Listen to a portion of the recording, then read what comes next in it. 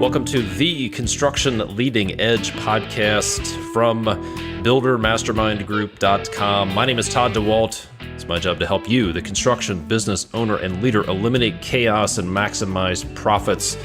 I've got a great interview for you today with a friend of mine and a coaching client. His name is John Wojtas. He's the owner of Paxus Group, custom home building company in Georgia. And here's what you're going to get out of this interview. You'll find out why John downsized his business from 40 employees working in 19 states a few years ago down to 4 employees in 2020, and then how he has grown since the middle of 2020, where he had 4 employees. Now he has 13 or 14 employees. Here we are in September of 2021. We'll also talk about where John believes 80% of schedule overruns can be prevented. At what point in the project does he believe those overruns can be prevented? Why his company doesn't bid on projects and what he does instead.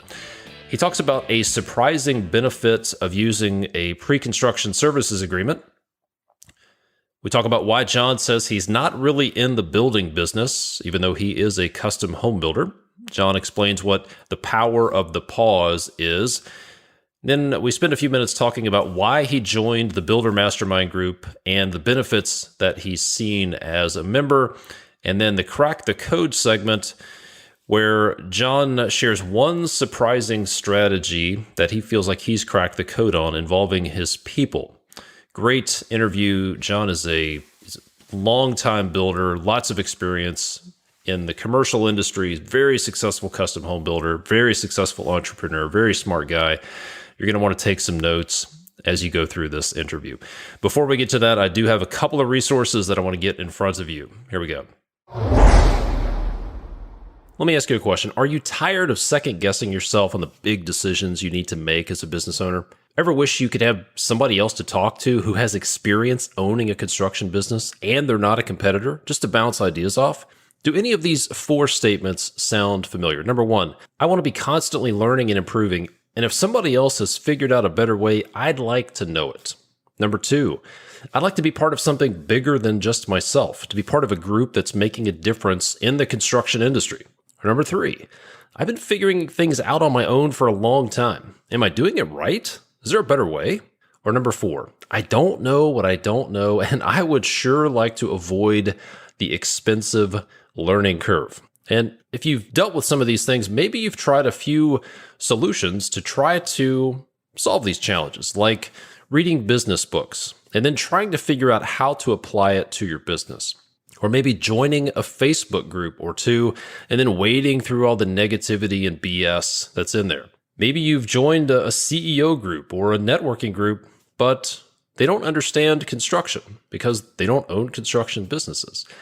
And maybe you've even joined a local group of people doing the same type of work, but they're your competitors, and you're not really sure how transparent they're being or how transparent you should be. Imagine being able to make confident decisions about your business. I'm talking about new hires, new systems, new processes, when to fire bad clients, when and how to grow your business. Imagine having the security and support from a group of peers who are doing the same type of work, who are not in your backyard, they're not your competitors, where you could say, here's what I'm having challenges with, how would you work through this?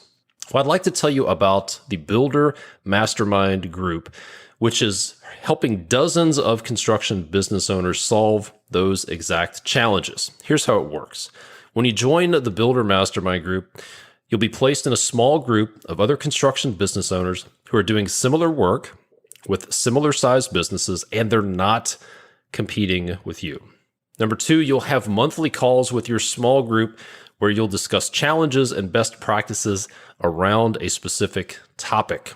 Number 3, you'll receive an execution plan to prepare for each month's call and to have a way to figure out your action items so that you can execute on them after the call. And then number 4, you'll also receive a summary of ideas and resources shared from all the small groups. In addition to that, you'll be part of a Slack channel where you can message people in your small group or people in other small groups as well. To get all of the details and see what our Builder Mastermind Group members would tell you about their experience, go to buildermastermindgroup.com. That's buildermastermindgroup.com. All right, let's jump into it. Here's my interview with John Wojtas of the Paxus Group. Enjoy. All right, John, thanks for doing this interview. So let's jump into it with some basic stuff for folks who don't know you. Tell us a little bit about your business, where you're located, the type of work you do, that kind of thing. Okay. Well, Paxus Group is a custom home builder. We're located in the Lake Oconee area in Georgia, which is about 100 miles east of Atlanta. We do work in the Atlanta area as well as the Lake Country area, which is comprised of about 5 different counties surrounding the lake area. And we predominantly focus on custom design build, new homes, as well as larger renovations. And how many employees do you have? We currently have 13 employees, ranging from office, field personnel, selections, design, and all of those sorts of things. Yeah, and you've seen some substantial growth in the last year or so since we started working together. What did your company look like, say, at the beginning of 2020, year and a half ago? Yeah, so the beginning of 2020, we really committed to almost downsizing a number of years ago and really focused on the true custom design build in more niche markets as opposed to being spread all over the place. And what we found is, because of where we live, as well as people looking for the specific design build services that we do, we saw a huge influx of people that wanted to do business with us. And we try to be very discerning about who we do business with. We typically are looking at people that are high quality minded, discerning, clients that know what they want, and are, because of us being a high quality minded design build firm and having a number of references, we found a huge influx of potential clients. 2 years ago, we were probably 4 individuals, and now we're at 13, and we're continuing to grow. I mean, we're really trying to control our growth, looking at our availability of resources, and our resources being not just the supply chain, which is challenged right now, but our resources in consultants that can work with us, trade partners, as well as team members that work with us in-house. So let's talk about, before you were a custom home builder, you spent a significant amount of your career in the commercial world. Talk a little bit about your experience in commercial construction. What type of projects were you doing? And then why did you transition to the work you're doing now? Yeah, so I started in the industry back in 1987 and worked almost exclusively on public educational and stadium projects throughout the country. So it was larger commercial and municipal public projects. I did that for almost 15 years. All of those projects were very heavily weighted in pre-construction services. Many of those projects would have a pre-construction phase, anywhere from 18 months up to 2 to 3 years if a bond referendum program was involved. So early on in my career, when I was cutting my teeth in the construction industry, I learned the importance of engagement of a number of different stakeholders in the project. I also learned the pre-construction side of things, looking at different phases of design, schematic design, design development, all the way up to construction documents. And like I say, I worked in that sector almost up until right around 2002. So about 15 years of my initial career was in that larger commercial setting. In 2002, beginning of 2003, I had an opportunity to kind of start my own business, which we started at that point to do the to work in the multifamily and the for sale residential market in the Southeast. And it was a different pivot for me. I had a number of clients that I had worked with and partners that I had worked with in the past that were really looking for someone with my skill set in that sector. And they felt that there was really a void in that multifamily and residential market for someone that had my pre-construction experience. And we found early on that there was a need in those different sectors for someone that had that experience in the past. So what we do even today is we try to blend my commercial experience and all of the systems and the processes and that different way of thinking, and we put it into that residential world. As you well know, in 2008, 2009, 2010, we went through a change in the building industry.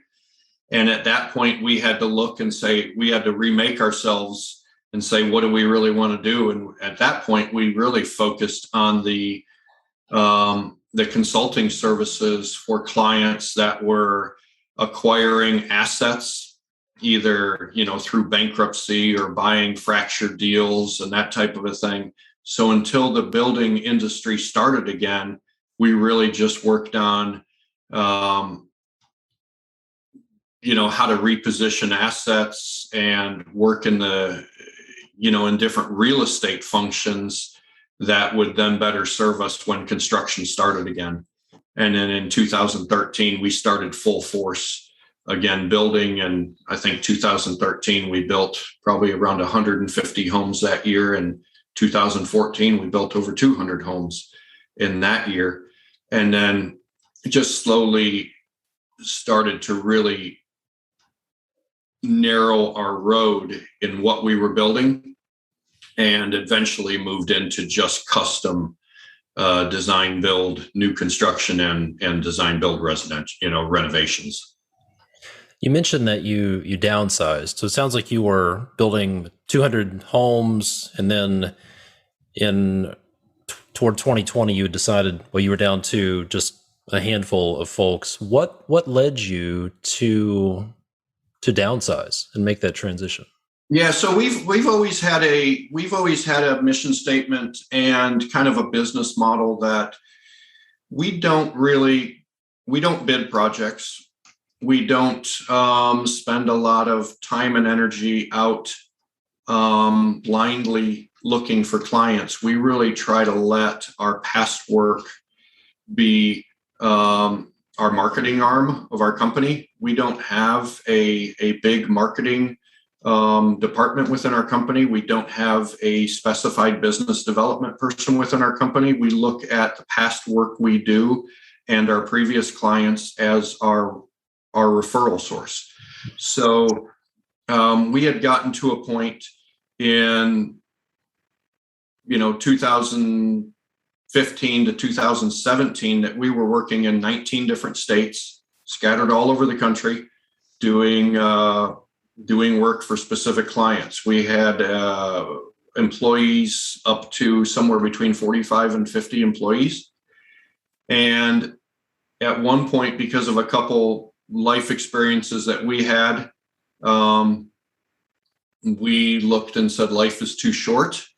We lost a couple people that were really close to our family, and said we were going to consciously downsize our business and really focus on who we wanted to do business with and where we wanted to live. And So we moved out of the metro Atlanta area, moved out to an area that we felt was better for our family, and really tried to refocus what we did in late 2016. And, went from really 4 people that we kind of downsized to up to the 13 people that we are right now. You mentioned that there were some processes and skills that you carried forward from your background in commercial to the residential world. In my experience, there aren't a lot of people who have crossed over from one to the other. What would you say what are some of the most needed attributes of commercial construction that need to show up in residential construction? I really think that proper planning of a project leads to a successful project. I think that 80 to 90% of all cost savings and schedule overruns can be mitigated before you ever break ground. And that takes time. That takes really working things out in the design process, building the project on paper, getting with your estimating team, getting with your construction team, getting with your selections coordinator, and really looking at the entire process and making sure that all of the questions, or as many questions as you can have answered beforehand, getting those things identified and solved before you ever break ground. Because once you break ground, there's only so many things you can control. There's only so many ways that you can pivot once you start. So in the commercial world, when you're dealing with multi-million-dollar projects, your cost overruns can be great, and you're also you have much less flexibility in changing design and that type of a thing. So in the residential world, most of the competitors or the people that I'm building right next to often think of it as much more of a simple, it's just a house design and just go build the house, where we try to look at it and break it up component wise. We try to break it up and look at availability of subcontractors and suppliers and try to make sure that we uncover any of the pitfalls or any of the challenges beforehand. That doesn't mean we're perfect, but that does mean that we really try to look at it as a process-driven methodology that we go through, and we try to implement that on every one of our projects. Yep. As you well know, I'm a big process guy. So that's, you're speaking my language. And I would agree. Maybe some people who are listening to this would hear when you said 80 to 90% of delays and problems can be prevented before you break ground, and think that's impossible. It's just the nature of construction, right? I've heard this a lot. It's just the nature of construction. Mm-hmm. But I think it's not the nature of construction. It's the nature of the way some people do construction. And it can be better. It can definitely be smoother. So there's clearly there's a business case for better planning. And of course, there's more time that's required, maybe more staffing. But what's the biggest upside in your mind to spending all of that extra time planning on the front end? Well, so what we do at the end of every project is we do a lessons learned on every project. And we approach it, first of all, I don't think there's ever a perfect project that can be done. So if you just embrace that not every project is perfect, and let's try to identify the pitfalls, or let's identify the stumbles that are along in every single project that you do. And we can go through and try to identify, why did those things happen? Why did that happen? Why did that happen? Asking the 5 whys in all of these situations, we can usually get to a root problem. And if we can identify those different lessons learned, we can continually get better project to project to project. Now, again, like I said, there's never a perfect project. Every single project we do is a little bit different, especially when you're dealing with custom projects. You have a different site, you have different designs, you have different clients you're dealing with, and we have different subcontractors that work together. So in identifying those lessons learned, hopefully we get a little more efficient. Hopefully we create a better environment for our employees to work in. We create a better environment for our trade partners to work in, and we create an experience for the homeowners or the buyers that when they're going through the entire build process, even the design process, we feel that that's a much better product that we can offer them as opposed to just being a builder. Mm. So for those listening who don't know where to start and they're thinking, I would love to put processes in place, I would love to eliminate problems, but I don't know where to start. Mm-hmm. Where would you recommend, what part of the design or planning or construction process would you recommend they start to invest some time and energy? So for me, just about every single client that we work with, before we ever enter into a construction contract with, we enter into a pre-construction agreement with our clients. And we do that because we feel that there's a specific value associated with the pre-construction services we offer. We don't do free estimates. We don't just, run door to door and pull out a pad of paper and jot down what we think something's going to cost. I don't even tell people what we can do for them until I listen to what their wants and needs are. And there's clients that we can't serve. There's specific clients because of what they're asking for and the time frame and the budget, or just certain constraints that we're not a good fit for. So we truly believe that the pre-construction services that we offer that start in listening to the client, putting a good design team together, and then entering into our pre-construction services, which include the selections team that we have that identifies all of the finishes within the home, outside the home, the site conditions.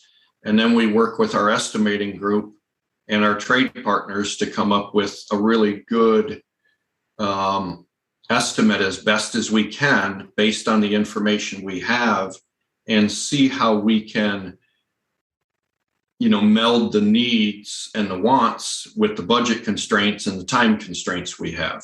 So for us, it all starts with a successful pre-construction process. I think one reason that we invest in that so much is there's only so many things we can control. We can't control what all of the trade partners are doing on the outside. I can't control a plumber's business, an HVAC contractor's business, a framer's business. I can't control any of that. I can have past relationships and I can have good relationships with a whole stable of trade partners. But once we start working with them, I can't control their personnel or other things within their business. So we try to identify what can we control and what can we basically put the roadmap in place, set a good schedule, set good budget parameters, and then try to manage the process from there. And we had a conversation once about the pre-construction agreement, and you said, I'm paraphrasing, Todd, I hear you talking about getting paid for estimates a lot, like using the pre-construction agreement to get paid for estimates, and that's great. You said we get paid for estimates, but that wasn't the best part for you. What is the number one benefit for you to using the pre-construction agreement if it's not to get paid for estimates? Well, I think there's a few things. I think the biggest thing is elimination of chaos and truly understanding what expectations are. And if we can do that, and we can really spend the time going through a schematic design, a design development, we can talk about constructability, we can talk about time frame, we can build a relationship with a client before it gets messy, before there's rain delays, before there's change orders, before a husband and wife team come in and start making selections or want to change things along the way, because those are all things that we just deal with. But if we can build a really good relationship and build that really strong foundation on the pre-construction side, then that is money that we've put in the bank. I guess, metaphorically speaking, money that we've put in the bank, a relationship that we've built, that they know no matter what, we're looking out for their best interest. And I think that's the biggest thing, is that we can build a really strong communication skill.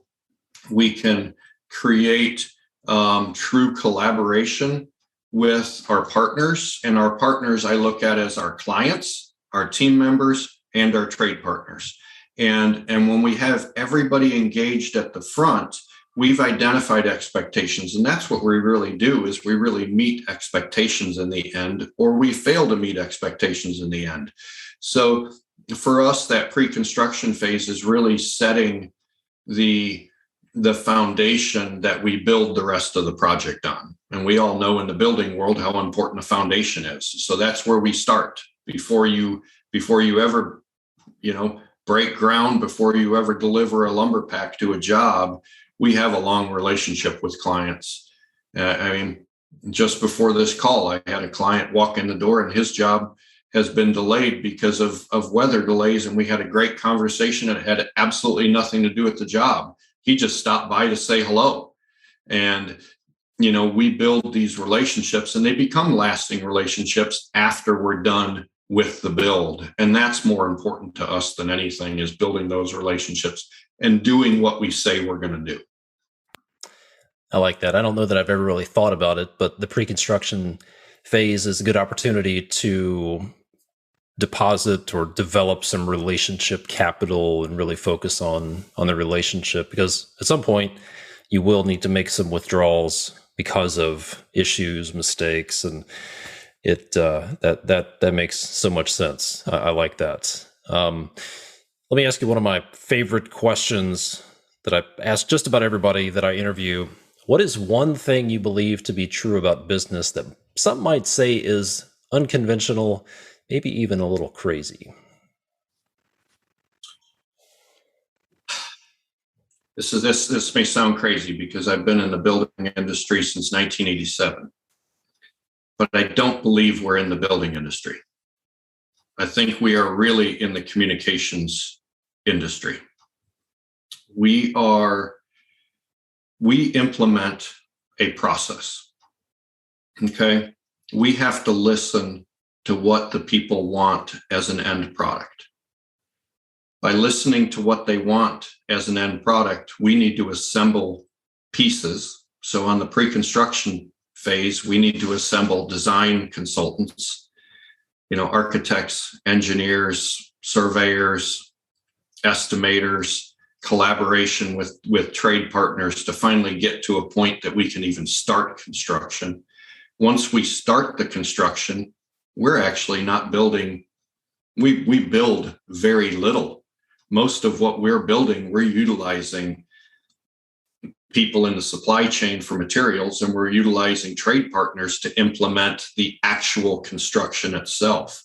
What we're doing is we're tracking the progress, we're updating schedules, we're updating budgets, and we're also just trying to communicate on a daily, a weekly basis, so they understand where we're moving forward, and trying to continually keep people apprised of what's going on.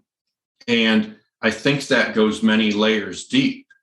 That's not just communicating with the client through job logs and daily logs. It's communicating with subcontractors or trade partners that are going to be coming up, in the future doing work. It's communicating with supply houses, making sure we're getting deliveries. It's also communicating with future clients so they know where they fit within within our overall schedule. So I think we're really in the communication world and in the management of expectations world more than anything. We're really a service industry that's managing the process, the building process. Our end product is a building. But what we really do is we manage the process. We manage the process from the moment that a couple says, you know what, we want to renovate. We want to tear this house apart and we want to rebuild it. Or someone says, we want to build a new home, and we work with them through the site selection process, the design process, the building, and we're there shepherding them the whole way through this process, that when we do a homeowner orientation, they walk through and their eyes are wide open and their jaw drops and they're like, oh my gosh, it's more than we ever expected. That's when we've done our job. And I think the communications world and that kind of thinking out of the box that way. Yes, I have schooling in construction, and I built, thousands of different facilities or buildings. But really what we do at this point is we manage the process. And from where I sit, I don't just manage the client's expectations, I'm managing our team and making sure that they're trained up and making sure that they're all collaborating as a team together, making sure that they're collaborating with our trade partners and our suppliers. And in today's world, when the supply chain is challenged as much as it is, we're continually looking for new resources on the trade partner side, as well as the supply chain side, because I can't give every single framing job to one framer. I can't give every single electrical job to an electrician, and so on and so on. I need to make sure that they don't get so overwhelmed with our projects that they're unable to perform. So we're constantly trying to look for new resources that we can bring on that have a similar mindset, that we can put on a job and be very comfortable that they have an end goal that's similar to our end goal in mind. And that's really making sure that the process is as smooth as possible.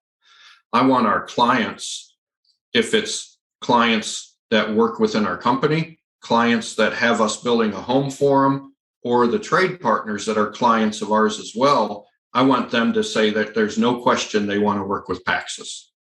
And so that communications piece is critical with every single position that we have within our business, as well as our trade partners being able to communicate when they think they're going to get to a job, how long it's going to take, make sure that they're protecting other trades work, all the way down to chain. So that communication phase, I think, is sometimes something that's missed and that's taken for granted.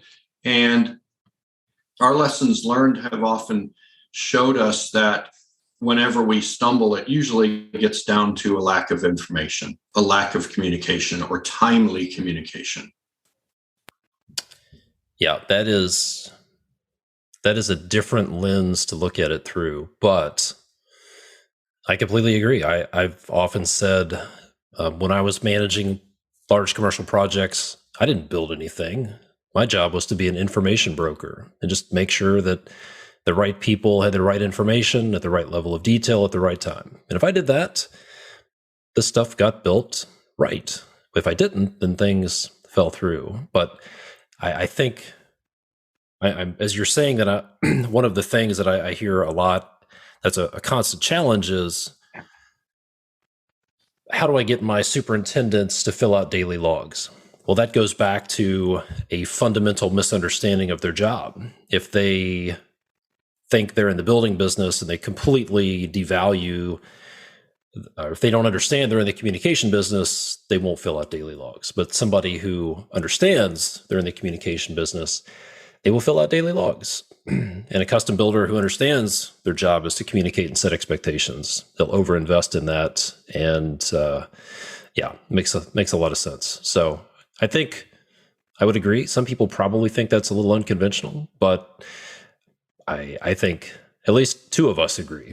At least two of us agree. So shifting gears, we've been working together for a little over a year now. We started working together in, I think, June or July of 2020 in my coaching program. And what has been the biggest challenge or issue or area of chaos that we've worked together to either solve or help solve in your business?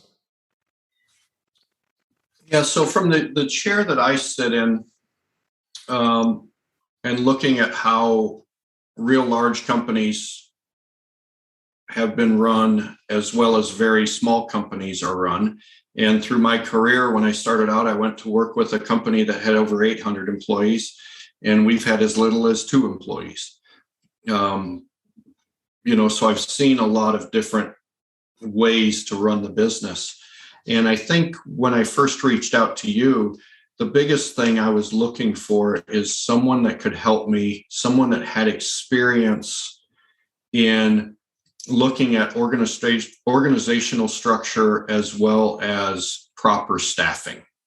How do I build the business to scale and not sacrifice the processes and what we want to do, and being able to look at what does our organizational structure need to look like without jeopardizing the product that we're getting out the door? How do I look at it from an entrepreneurial mind, as well as someone that is able to hold all of my clients accountable?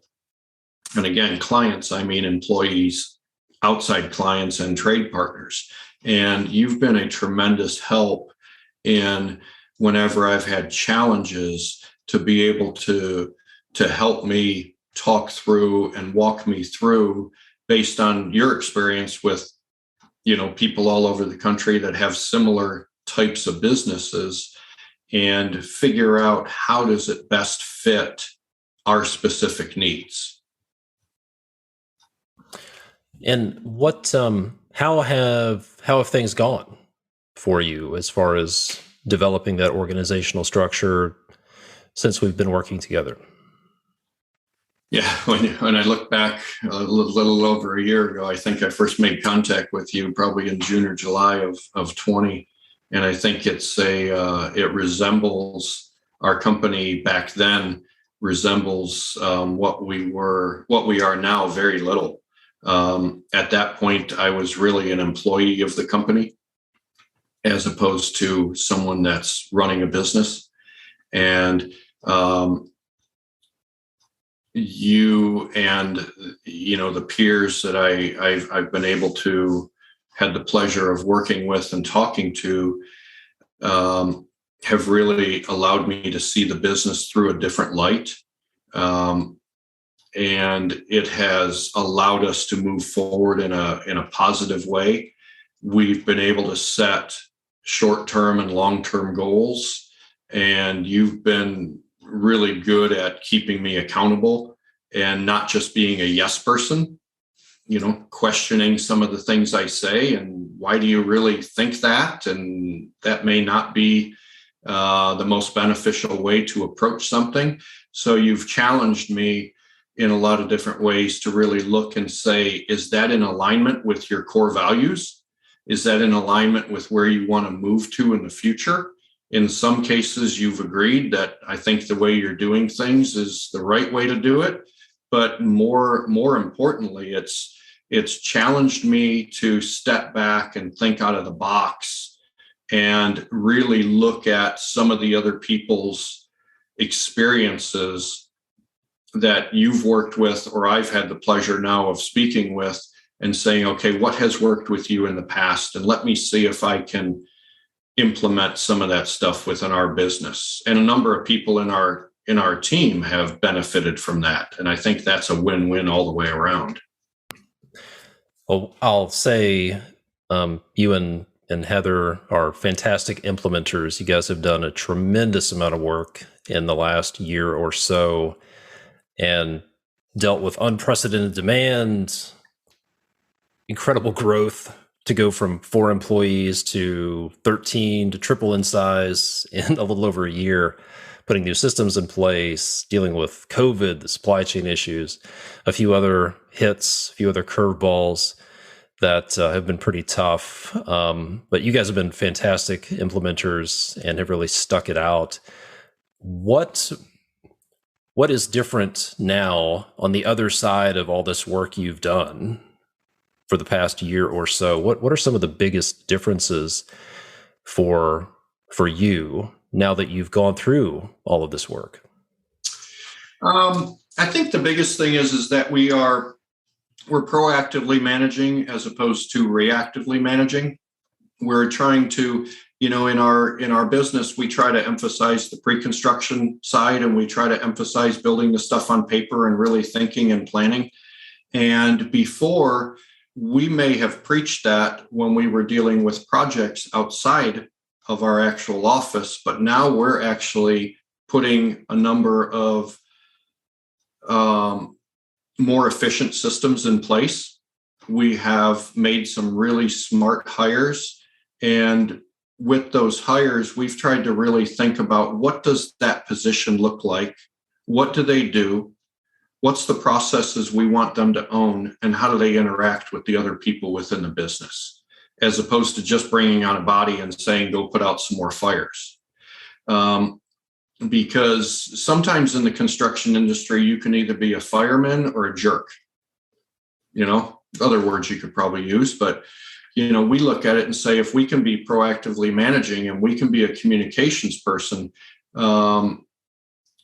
let's figure out what lanes people need to be in. Let's train them for what they need to be doing. And let's figure out how they collaborate and hand information over and back and forth with the people they're working with, if that's either in the office or outside of the office. And we find that that's a much more effective way. So we've seen a huge reduction in chaos and virtually no finger pointing, because people are willing to take accountability for what they've done. And it doesn't mean that mistakes still don't happen. But when mistakes happen, we try to find a solution before it becomes a problem. I don't think that problems are innate on a project. I think that situations that need resolution happen all the time. And I think the successful businesses identify those situations as quickly as possible. They find a good solution that benefits all parties, and we try to move forward in that direction. And then after the fact, we try to go back to figure out what that situation was and why did that situation happen. Some things are totally out of our control. Some things we own. Some things happen because we just broke down in our systems. And so we really try to look at it from that lens, and it's not a finger pointing office. And when we make mistakes, we stand up and we take care of it. And when there's other challenges, we try to figure out how to mitigate them in the future. You mentioned that a little over a year ago, you felt like an employee working in the business and not so much of a CEO of the business. How do you feel? What feels different about the business, or how do you feel differently about your business now versus now that you've done all of this work versus where you were a little over a year ago? Well, I think the big thing is I want to be able to create a positive environment for all the stakeholders. And when I'm working day to day in the business, I'm typically working on specific tasks that are, I may be out on a job laying out foundations or working with a framer or doing a framing inspection or doing a walkthrough on a house. And I don't have the opportunity to step back and look at the business as a whole. And when I can step back and look at the business as a whole, I can look at it from the marketing side. I can look at it from the pre-construction side. I can look at it from the design side or the construction side. And I can also have myself available to the people that need you to bring your experience out to the field, or a designer's having a challenge with something. And when I put really capable people in place and train them properly and let them do their job and let them have the autonomy and the responsibility and the authority to do their job, then I can take a step back and get to a 20,000, 30,000, 40,000 foot level and look at the business as a whole and look at the projects and be able to look at schedule, look at budgets that are overrun, and really try to identify those situations and always be looking, weeks, months ahead and figure out how does it best serve our business and how does it best serve our clients? How does it best serve our trade partners? So the biggest thing it's done is it's removed me from just the day-to-day almost building activities that I really got myself into, as opposed to how do we manage a proactive business that serves the needs of our clients. Got it. Let's talk about the mastermind group that you were a founding member of, that you've been part of for a little over a year now. What led you to join the mastermind group? In other words, what problem were you trying to solve by joining that group? So I kind of joined almost by accident to begin with. It wasn't that I was aware that there were challenges that needed to be solved at the time. I actually had the pleasure of seeing you speak at a show in Miami. And while I was at that show in Miami, there was a lot of collaboration with other business owners where we could all speak openly and kind of showing our underbelly. Where are we having these challenges? Where are we having, problems or situations that we just can't get to the end of? And for me, being able to sit around in a room or around dinner and talk about some of these, challenges either in our industry or some of the things that we were having problems with, a lot of solutions were brought to the table. It's a little bit different than me being in my own community and wanting to go to lunch with 4 or 5 other custom builders that are in my community that I'm probably not going to share some of these other things with. So the mastermind group was really this eye-opening experience that I could sit down and I could just be me. I didn't have to put up these false, pretenses about who I am and how our business is going. I could come out and say, I'm really having a challenge with this. I just don't know how to approach this idea. How do you do it? And in some cases, people are doing business in our same sector that were implementing different processes that I had just never even thought of.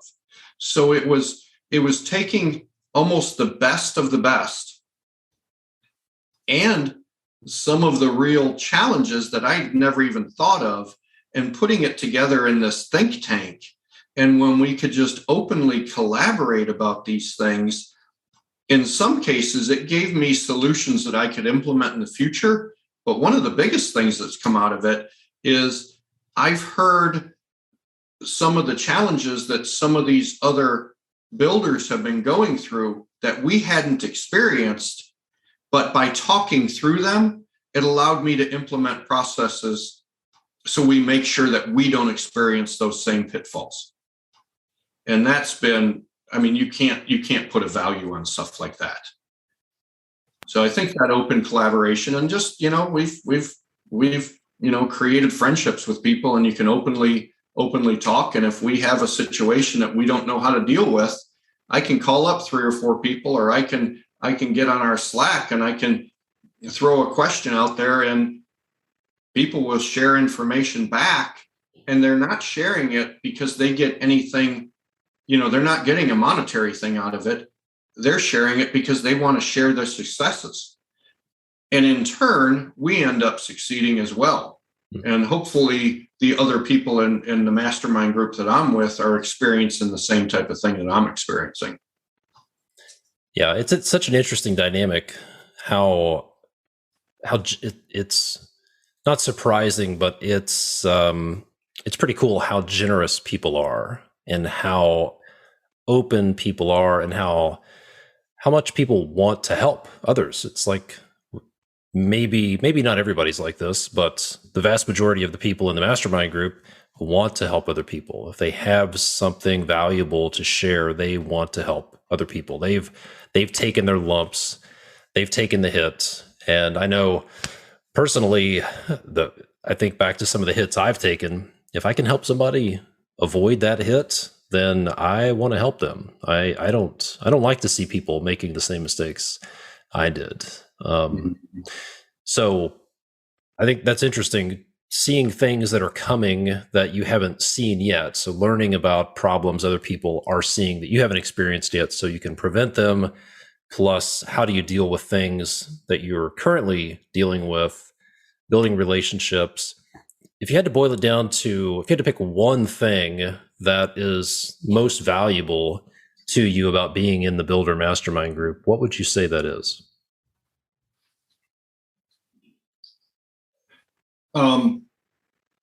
You've heard me share in the past about my belief in the power of pause. And when I really look at that, I think one thing that a lot of companies are missing is leadership.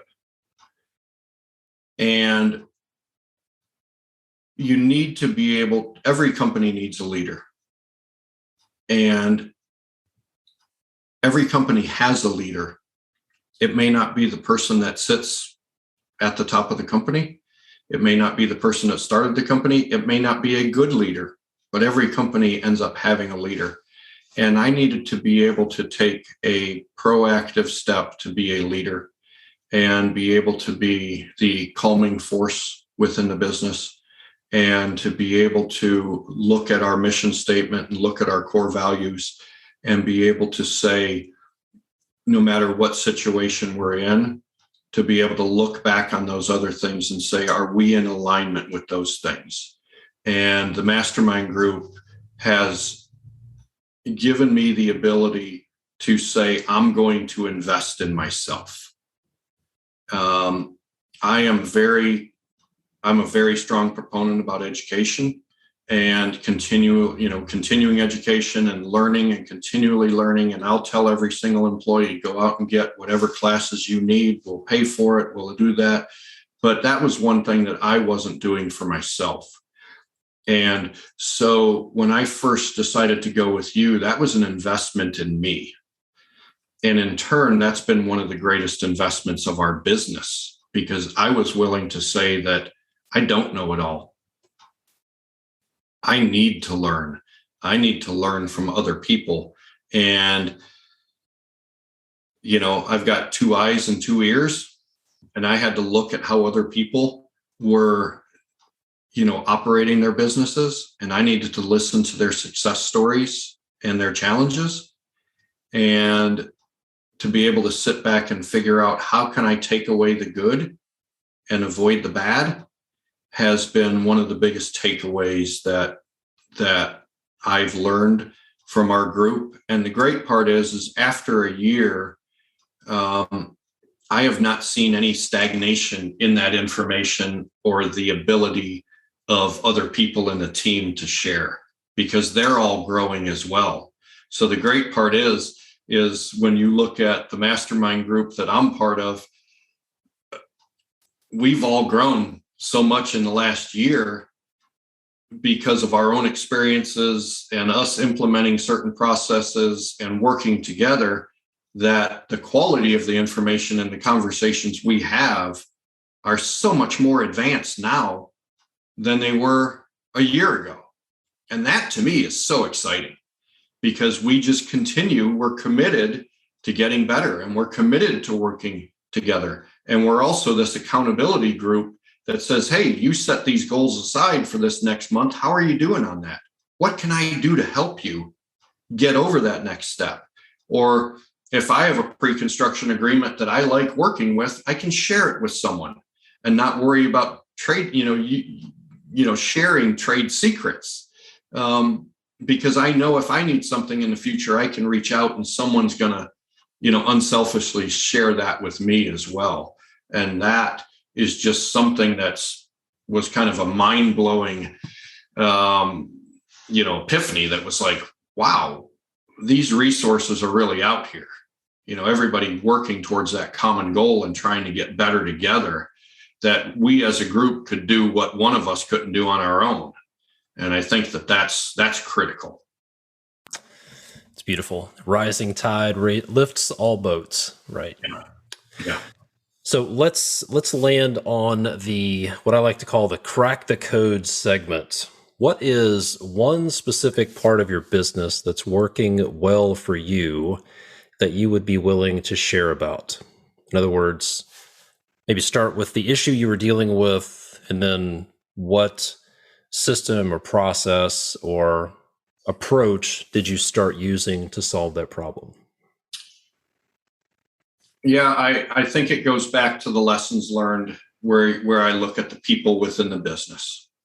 I think, again, it has very little to do with actual construction, but it actually has to do with skill sets of people and how we're communicating and what the end product is, and identifying people's strengths and weaknesses, and really accentuating people's strengths and letting them work in environments that they really thrive in, and teaching people that they have the ability to delegate certain things and they can hand them off to something else, to people that are better suited to do those things. And also looking at how do we automate our business and create processes that we're not reinventing the wheel every single project. That, again, as a leader, how do I look at the most efficient system that we can when we're going in and making people's dreams a reality? Because that's what we do. Our tagline for our business is building lifestyles. We don't say building homes or doing a renovation. We're making your lifestyle come to life. And so that is something that we constantly are doing, is looking at our team and saying, what are you good at? What can we train you up in? If you stay within the job duties that you're in right now, or in some cases, we've taken project managers and pulled them out of the project management role and turned them into selections coordinators, or turned them into the estimating side, and figured out what are they best at doing and what do they really like doing? What makes them tick?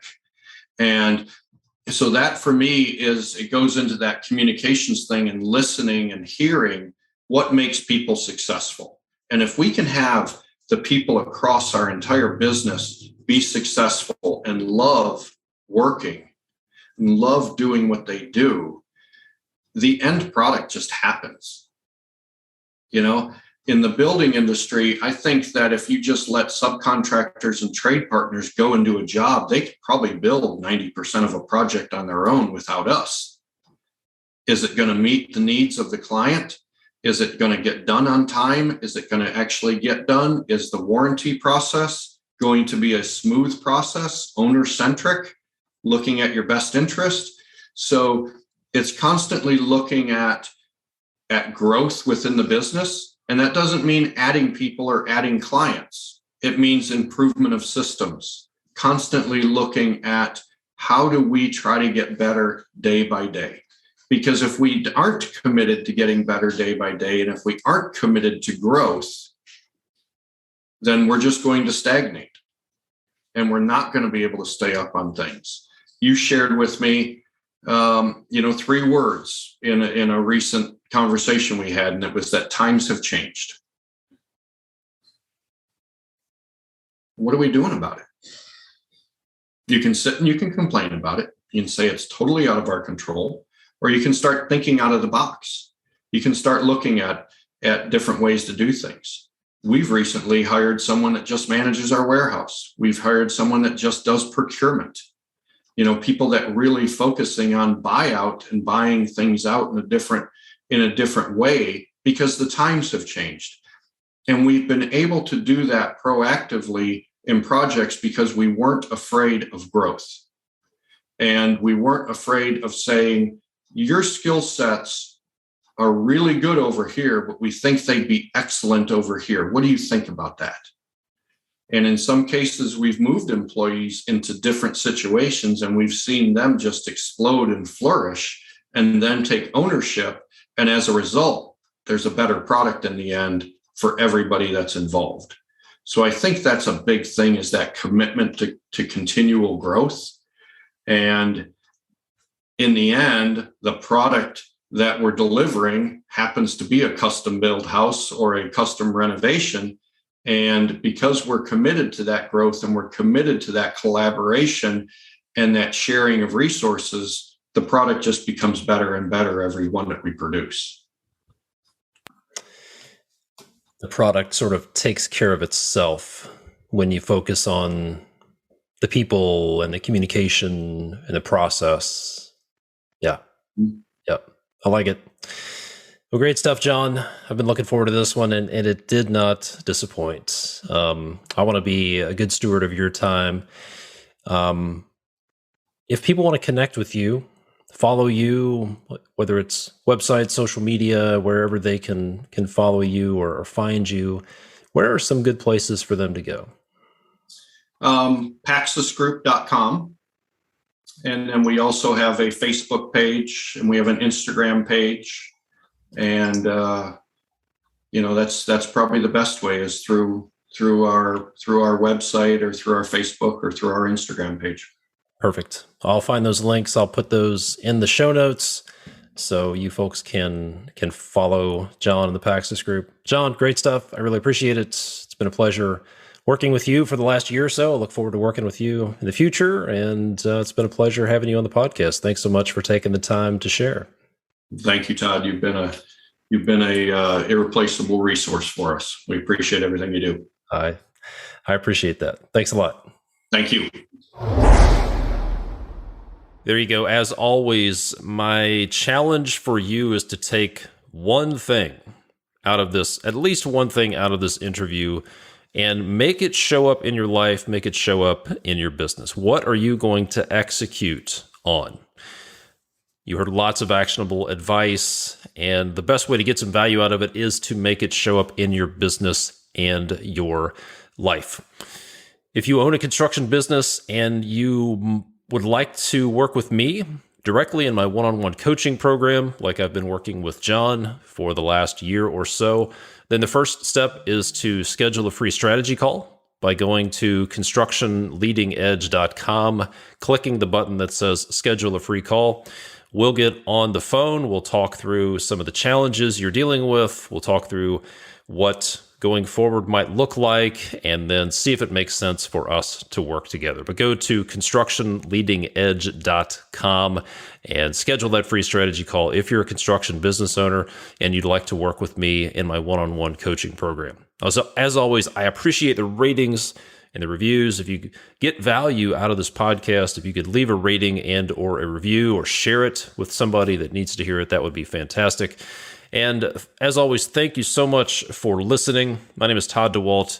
Be sure to check out the Builder Mastermind Group, a group of like-minded construction business owners who are sharing ideas, sharing best practices, and getting better together over at buildermastermindgroup.com. And I'll see you next time. Let me ask you a question. Are you tired of second-guessing yourself on the big decisions you need to make as a business owner? Ever wish you could have somebody else to talk to who has experience owning a construction business and they're not a competitor, just to bounce ideas off? Do any of these four statements sound familiar? Number one, I want to be constantly learning and improving, and if somebody else has figured out a better way, I'd like to know it. Number two, I'd like to be part of something bigger than just myself, to be part of a group that's making a difference in the construction industry. Or number three, I've been figuring things out on my own for a long time. Am I doing it right? Is there a better way?